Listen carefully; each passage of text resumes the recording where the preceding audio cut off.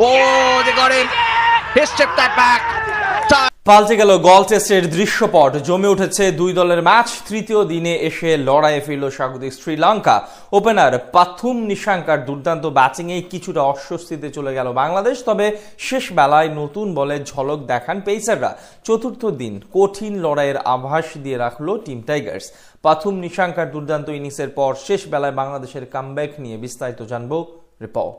আগের দিনের সাথে আজ মাত্র 11 রান যোগ করতে শেষ হয়ে যায় বাংলাদেশের ইনিংস। 495 রানে অল আউট হয়ে তৃতীয় দিন স্বাগতিক শ্রীলঙ্কাকে ব্যাট করতে পাঠায় নাজমুল হোসেন শান্তর দল। তবে গলের ব্যাটিং ফ্রেন্ডলি উইকেট তখনও শক্ত ছিল ব্যাটারদের জন্যই।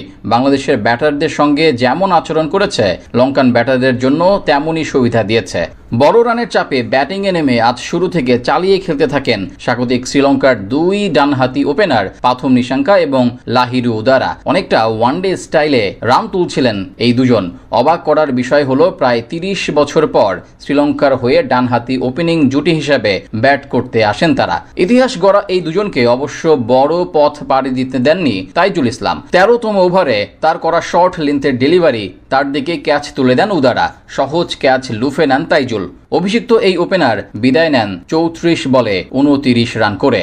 এরপর নতুন করে বাংলাদেশের গলার কাটা হয়ে দাঁড়ান পাথুম নিশাঙ্কা এবং দীনেশ চান্ডিমাল। দুজনের ব্যাটে ভর করে 26.5 ওভারেই দলীয় শতক স্পর্শ করে শ্রীলঙ্কা। দ্বিতীয় উইকেটে 83 বলে 50 রানের জুটি গড়েন তারা। প্রথম সেশনে 27 ওভারে বরাবর 100 রান নিয়ে লাঞ্চে যায় শ্রীলঙ্কা। বিরতি থেকে ফিরে অর্ধশতক তুলে নেন নিশাঙ্কা। অন্যদিকে চন্ডিমালও আগাচ্ছিলেন একই পথে। দুজনের দৃঢ়তায় চাপে পড়তে থাকে বাংলাদেশ। 136 বলে ক্যারিয়ারের তৃতীয় সেঞ্চুরি তুলে নেন নিশাঙ্কা।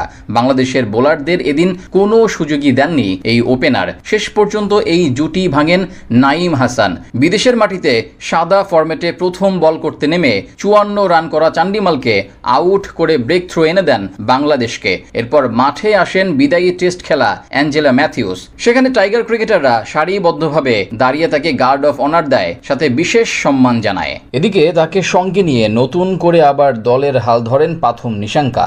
লঙ্কান ওপেনারকে কিছুতেই আউট করতে পারছিলেন না টাইগার বোলাররা। ধীরে ধীরে চাপ বাড়ছিল সফরকারীদের উপর। তার উপর কিছুটা আগ্রাসী মেজাজে ব্যাট চালাতে থাকেন নিশাঙ্কা। এমন অবস্থায় পার্ট টাইমার মমিনুল হককে দিয়ে চেষ্টা চালান ক্যাপ্টেন শান্ত। এতে অবশ্য সফল হয়েছেন তিনি। দলীয় 293 রানে মমিনুলের লাফিয়ে ওঠা বল ম্যাথিউসের ব্যাটের কানায় লেগে উইকেট রক্ষক লিটন দাসের গ্লাভসে যায়। ফলস্বরূপ 69 বলে 3টি 4 ও 1টি ছক্কায় 39 রান করে বিদায় নেন ম্যাথিউস। শেষবেলায় নতুন বল পায় বাংলাদেশ দল। সেখানেই নিজের ভেলকি দেখান হাসান মাহমুদ। ক্যারিয়ারের প্রথম ডাবল সেঞ্চুরি থেকে মাত্র 13 রান দূরে থাকতে তার বলে ডিরেক্ট বোল্ড হয়ে সাজ ঘরে ফেরেন পাথুম নিশাঙ্কা।